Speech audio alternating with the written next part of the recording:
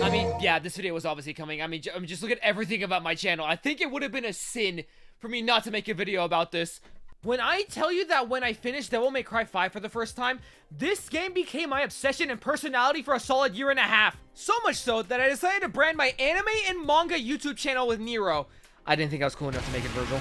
And with the lack of new DMC content, I was fiending for something. I would have taken anything new. I would have taken a DMC Pizza Hut collab. I just needed something. Are you sure? I am Dante. I am Trish. I am V. I am Lady. I am Nero. You know what I'm going to say. Okay, I lied. I would not have taken anything because this game might have been the most depressing excuse of a game I've ever seen in my entire life. Peak of combat, more like peak of shit. Thank you. I'm very clever and creative. Thank you.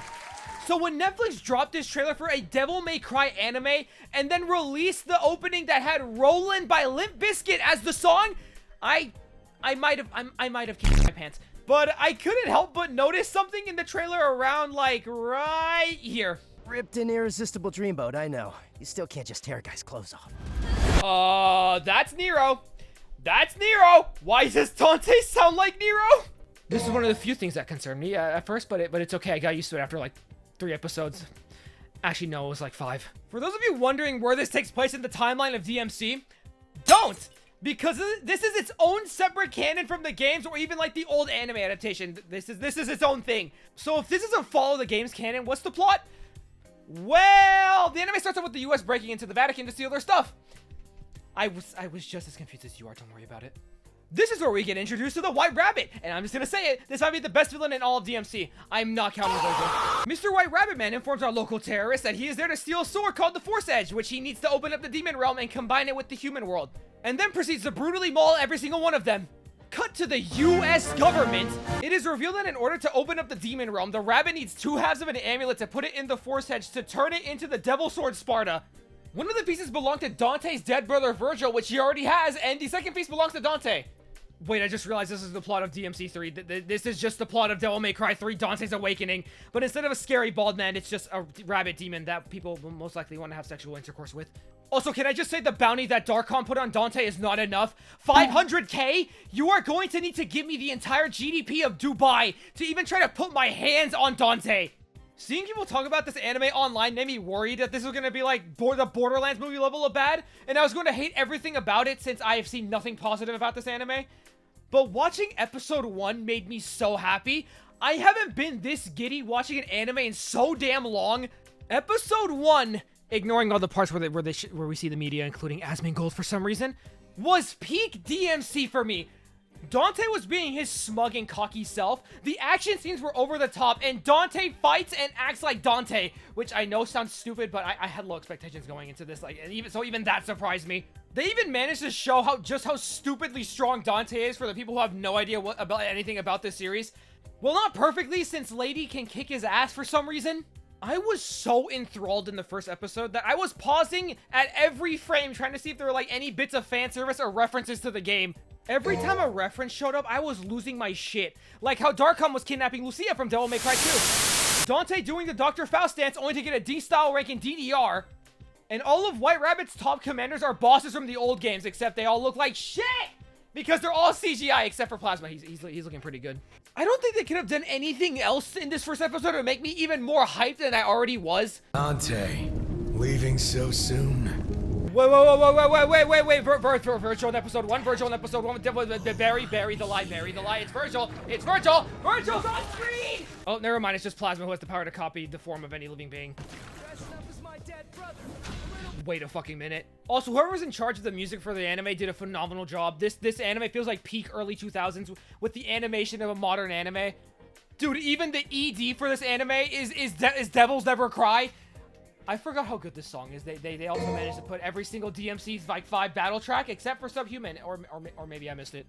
The White Rabbit might actually be the best part of this anime. Everything about him makes him out to be a complete menace.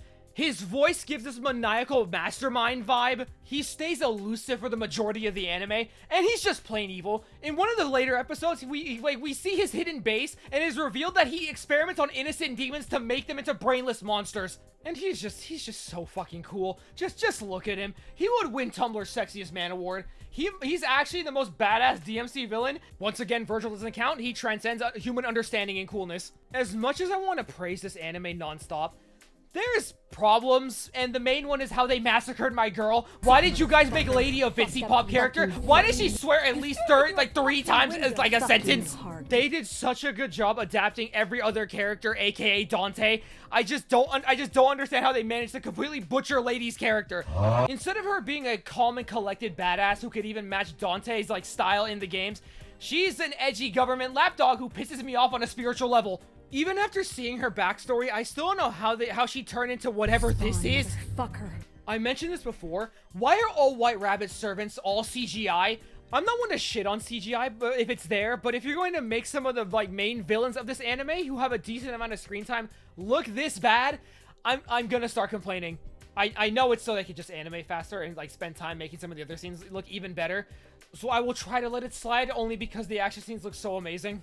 Okay, once again, this is a nitpick, but why is Nero Dante? I understand they had to part ways with Dante's VA from DMC5 for reasons, but could you guys have, like, not picked someone who already plays a main character in the games? Hearing Dante's grunts throughout the anime just made me think, yep, that sounds like Nero using Streak. Not saying Johnny Von Bosch did bad. I fucking loved his performance, and I don't dislike Nero. I mean, hell, I liked him enough to make him my channel profile picture and persona. But it still takes a while to get used to. And my last and final complaint. Dante didn't use Royal Guard once. Every single bit of damage Dante sustained in this anime could have been prevented if he hit them with the... Every single episode for the DMC anime was stuff you would expect from a DMC anime, but episode 6 just completely flipped the script. This entire episode has a little to no dialogue, has a completely different art style, and has one of the biggest plot twists in the series. This episode might be one of the best anime episodes I have ever seen in my entire life, and even has some of the best storytelling I've ever seen.